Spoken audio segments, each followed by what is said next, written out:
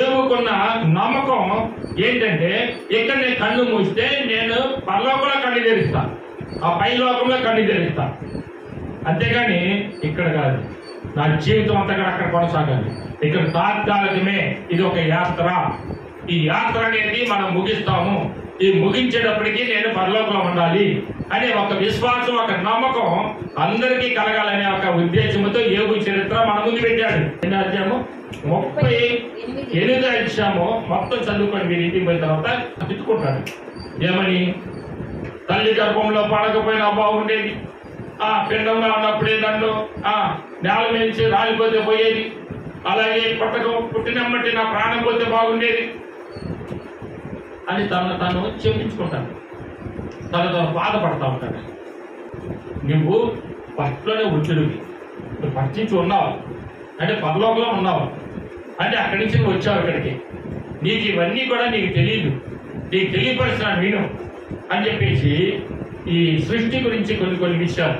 ఏది గాలి ఎక్కడ పుట్టిందో ఎక్కడికి వెళ్ళిందో నీకు తెలుసా? అలాగే సూర్యుడు ఎక్కడ పడతాడో ఎక్కడికి వెళ్తాడో నీకు తెలుసా? ఈ భూమి ఎక్కడెక్కడ తిరిగిందో నీకు తెలుసా అని చెప్పేసి చీకటి ఎక్కడికి వెళ్ళిందో తెలుసా? తన గృహం ఎదుర్కొన్నావా? అలాగే వెలుగు ఒక గృహాన్ని వెలుగున్నావా అని ఇవన్నీ కూడా యోగుకి కొన్ని ఎక్స్ప్లెయిన్ అంటారా? వచ్చినాం. వెలుగు నివసించి చోటునకు పోవు మార్గం ఏది? వెలుగు నివసించి చోటునకు పోవు మార్గం ఏది? చీకటి అను దాని ఉనికి పట్టు ఏది? ఉనికి పట్టు ఏది? దాని సరిహద్దునకు నీవు వెలుగునకు కొనిపోవుదువా? నువ్వు వెలుగునకు కొనిపోవుదువా? దాని గృహమునకు పోవు త్రోవలను నీవు ఎరుగుదువా? ఎరుగుదువా? ఇదంతయు కూడా తెలిసి ఉన్నది కదా. నీకు తెలిసి ఉన్నది కదా. నీవు బహువృద్ధుడవు, నువ్వు బహువృద్ధుడవు. నీవు అప్పటికి పుట్టి ఇంటివి. ఎప్పుడు పుట్టినాడంట?